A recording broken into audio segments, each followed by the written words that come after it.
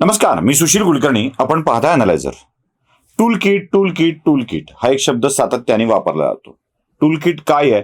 तो कुठून तरी एखादा विषय दिला जातो, त्या विषयामध्ये कोणकोणते मुद्दे उचलायचे आहेत ते मांडलं जातं आणि मग त्यानंतर सुरू होते प्रत्यक्ष कृती. आणि जे ठरलंय त्याप्रमाणे एक एक विषय समोर येत राहतात. असंच काही मराठा आरक्षण आंदोलनाचं हिंसक रूप, मी मराठा आरक्षण आंदोलनाचं म्हणत नाहीये, आंदोलनाचं हिंसक रूप टूल किटचा भाग होतं का? म्हणजे घटना घडत होत्या त्यात काही असा मसाला टाकावा की ज्यातून बदनामीला सुरुवात होईल, असं काही होतं का, असा प्रश्न माझ्या मनामध्ये येतोय. बघा, जरा शांतपणे एकेका घटनाचक्राचा विचार केला पाहिजे. म्हणजे मुळात मी ज्या मुद्द्यांना मांडतोय त्या मुद्द्यांच्याकडं आपण जर गांभीर्यानं बघाल, म्हणजे कोणताही हेत्वारोप न ठेवता बघाल, तर मराठा आरक्षण आंदोलन हे आपल्या गतीनं, आपल्या पद्धतीनं कुठे ना कुठे चालू आहे. म्हणजे त्या आंदोलनावर आक्षेप घेण्याचं काहीच कारण नाहीये. सातत्यानं ते होत आलेलं आहे. म्हणजे फडणवीस भाजप सत्तेत आल्यावर ते अधिक तीव्र होतं, हा एक भाग सोडला तर मराठा समाजाची आंदोलनं ही सातत्यानं चालू आहेत. या आंदोलनामध्ये कधीही हिंसक गालबोट लागलेलं नाही. कोणी काही फालतूपणा केलेला नाहीये, कुठे हिंसा घडलेली नाहीये. हे चालू आहे. आता जे चालू आहे त्याच्यामध्ये काही गडबड करण्यासाठीची प्रक्रिया सुरू होती का? तुम्हाला आठवत असेल, याआधी जितेंद्र आव्हाडांनी एक मुद्दा मांडला होता. सनातनच्या विषयामध्ये मराठा आरक्षणात बॉम्बस्फोट घडविण्याचा आरोप आव्हाडांनी केलेला होता. त्यावरती केस चालू आहे. एक मुंबईचेच एक डॉक्टर त्याबाबत लढतायत. ती केस समोर येईल. याविषयी आपण एक स्वतंत्र व्हिडिओ केलेला होता. आव्हाडांचा तो बाईट पण आपण दाखवलेला होता. म्हणजे मराठा आरक्षण आंदोलनामध्ये गडबड करायची हे पूर्वीपासून ठरलेलं होतं किंवा त्यासाठीचे प्रयत्न चालू होते. ते मुद्दे मांडले जात होते. जितेंद्र आव्हाडांनी तो विषय अगदीच समर्पक शब्दात मांडलेला होता.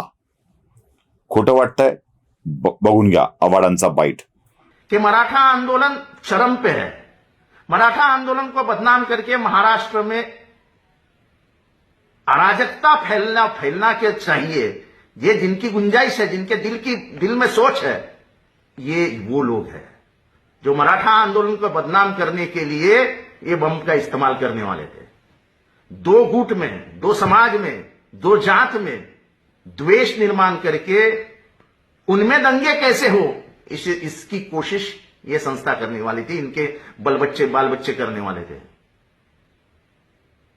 महाराष्ट्र को बदनाम करने का पूरा प्लान हो चुका था. बघितलात? तरीही मराठा आंदोलन हिंसक झालेलं नव्हतं. त्यात कोणावरती वार करायचे होते, कोणाला काय करायचं होतं, हे सगळं आपण बघितलेलं आहे, पाहिलेलं आहे. आता मुद्दा पुढचा येतो.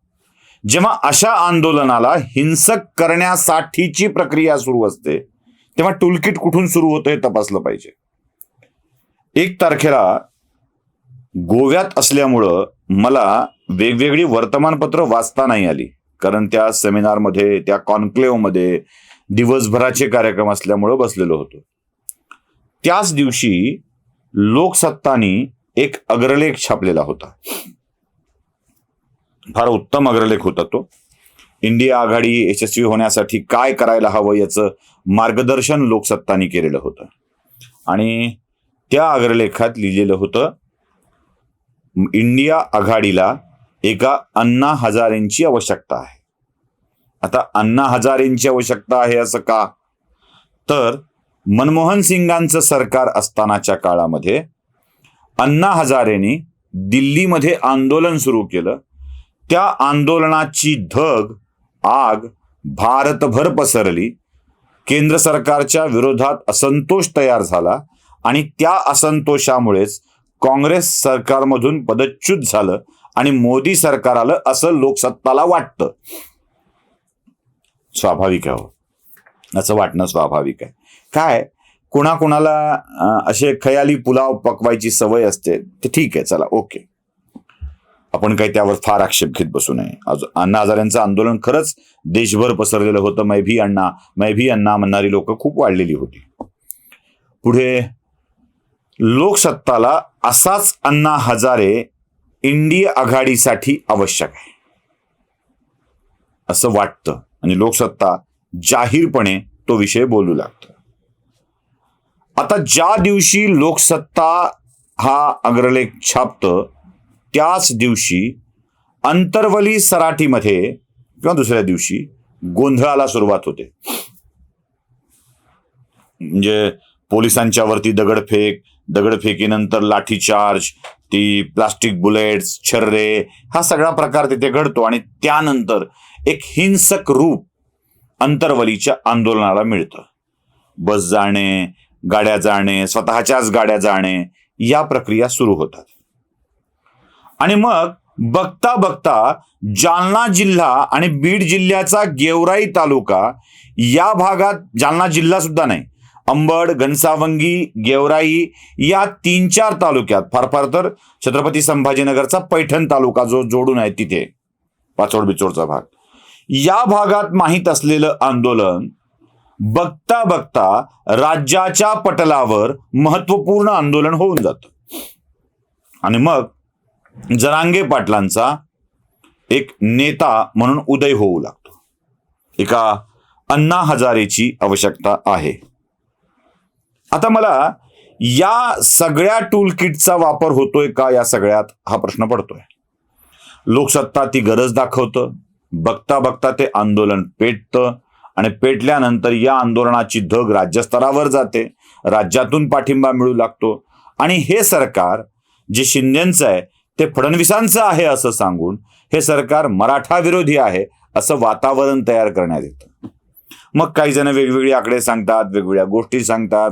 काही म्हणतात की राज्याला 13 मराठा मुख्यमंत्री लाभलेले आहेत, मराठेतर मुख्यमंत्र्यांची संख्या कमी आहे, जसे वसंतराव नाईक असतील, मनोहर जोशी असतील, अब्दुल रहमान अंतुले असतील, देवेंद्र फडणवीस असतील, अशी काही 5-6 मुख्यमंत्री जी मराठेतर मुख्यमंत्री म्हणून सुशील कुमार शिंदे असतील, अशी मराठेतर मुख्यमंत्री लाभली.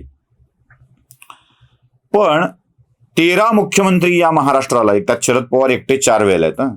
13 मुख्यमंत्री आहेत आणि त्यात 13 लोकांची संख्या सांगतोय मी. शरद पवारांनी 4 वेळेला हे मुख्यमंत्री पद उपभोगलेलं आहे. यशवंतरावांना 2 वेळेला ती संधी मिळाली आहे. वसंतदादा पाटलांना 2 वेळेला संधी मिळालेली आहे. विलासराव देशमुखांना 2 वेळेला संधी मिळालेली आहे. अशोक चव्हाणांना 2 वेळेला संधी मिळालेली आहे. तसा विचार केला तर 13 मुख्यमंत्र्यांचा कार्यकाळ हा सगळ्यात जास्त अधिक होतो. या 13 मुख्यमंत्र्यांच्या काळामध्ये हे कधीच घडलं नाही. मराठा आरक्षणाची मागणी कधी वाढली नाही. पण जसंच भाजपचं सरकार आलं आणि देवेंद्र फडणवीस मुख्यमंत्री झाले, मराठा आरक्षणाच्या आंदोलनाने जोर धरला. त्यांच्याकडून मागणी केली जाऊ लागली. सरकार गेलं, उद्धव ठाकरे मुख्यमंत्री झाले आणि उद्धव ठाकरेच्या 2.5 वर्षाच्या कालखंडामध्ये एकही मोठा मोर्चा निघाला नाही, एकही आंदोलन घडलं नाही. काही नेत्यांनी सांगितलं की आम्ही त्यांना वेळ दिला होता. 2.5 वर्षाचा वेळ दिला होता उद्धव ठाकरेंना. एकनाथ शिंदेंना मात्र 1 वर्षाचा वेळ दिला गेला आणि आंदोलनाची सुरुवात झाली, तेही भयंकर.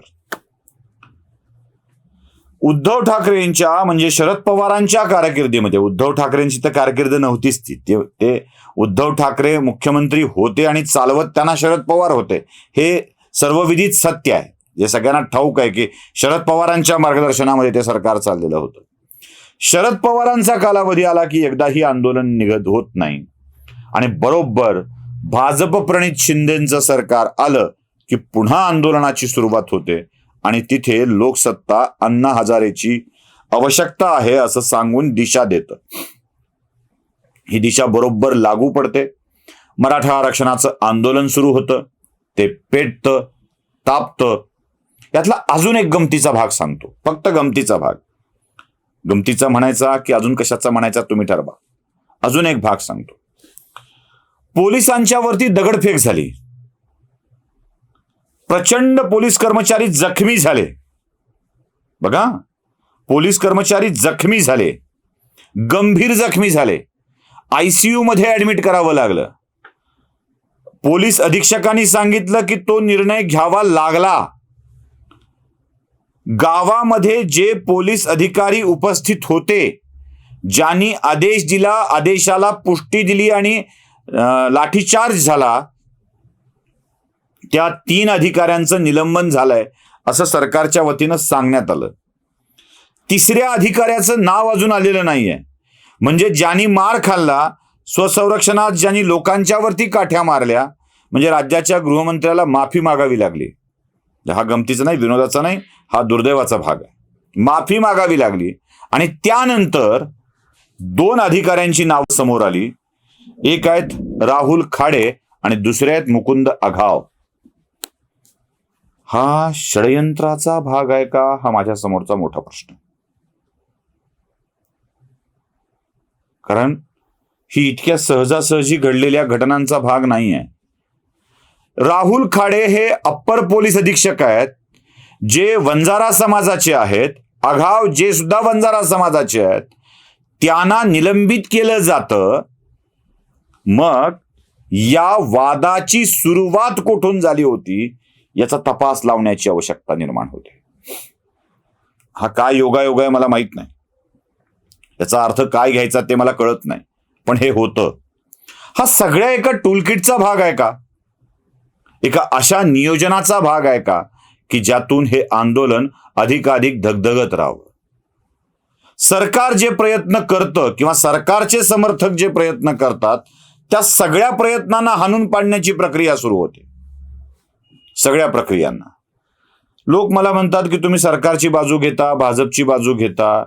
एका पत्रकाराचं ट्विट दाखवतोय, आशिष जाधव, बघून घ्या, जे सरकारच्या विरोधात बोलतात.